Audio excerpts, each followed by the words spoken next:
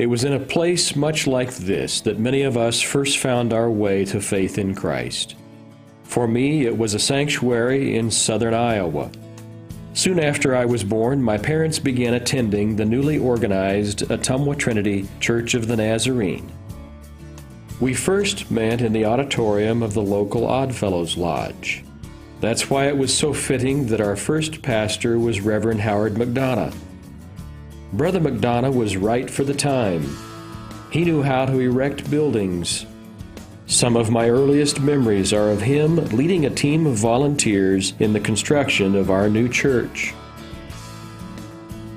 He was followed by Reverend Lyle Borger.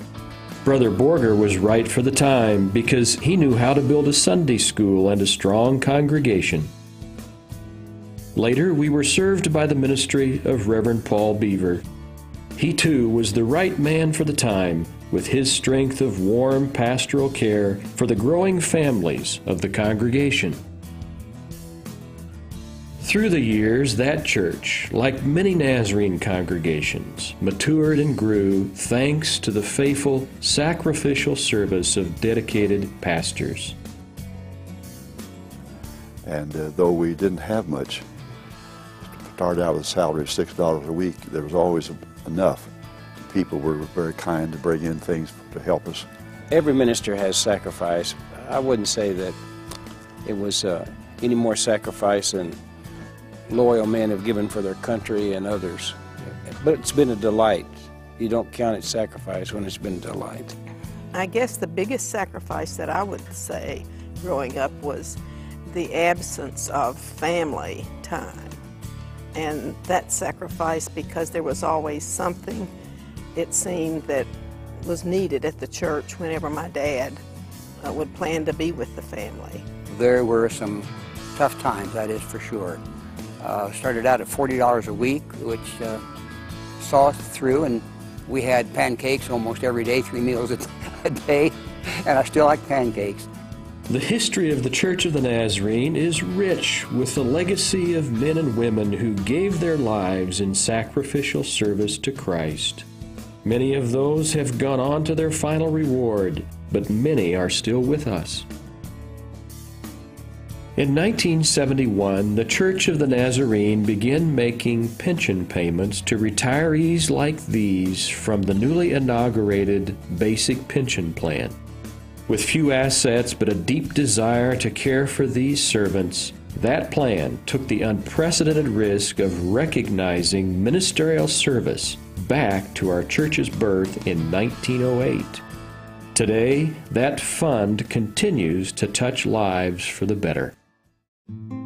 I had one widow lady come to me and she said, "I'm so grateful because I had no reason to receive this extra gift, but said my district superintendent applied with P&B and they were able to give me additional money and in a lump sum, which was a one-time thing and a special thing." And she said, "I don't know where my food would have come from or my rent during those months." I know from a matter of fact that some of our widows, some of our retired ministers and their wives just couldn't make it from month to month without the fact that the church cared enough to establish a pension plan. And we all wish it could be more, but we're so thankful for what we have. I'm fortunate in that their churches that I pastored were very careful to pay their pensions and benefits budgets because they saw the need.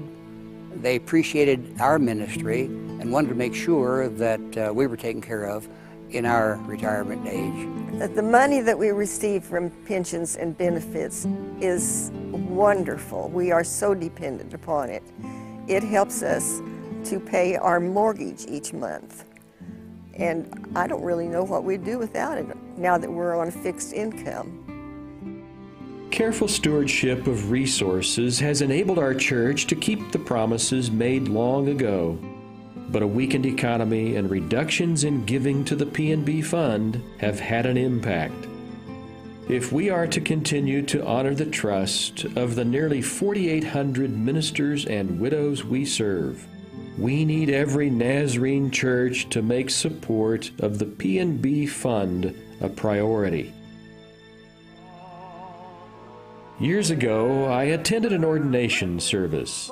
As young men and women made their way to the altar, a gentleman began to sing. That man was Reverend Gilbert Rushford, and the song he was singing was one which he had sung at special services for more than a quarter century. Today, the message of this song reminds us of God's unending love and faithfulness to those He has called to full-time Christian service.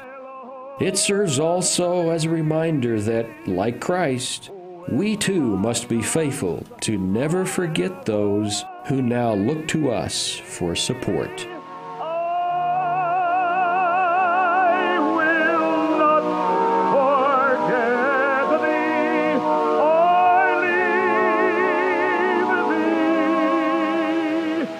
I am thy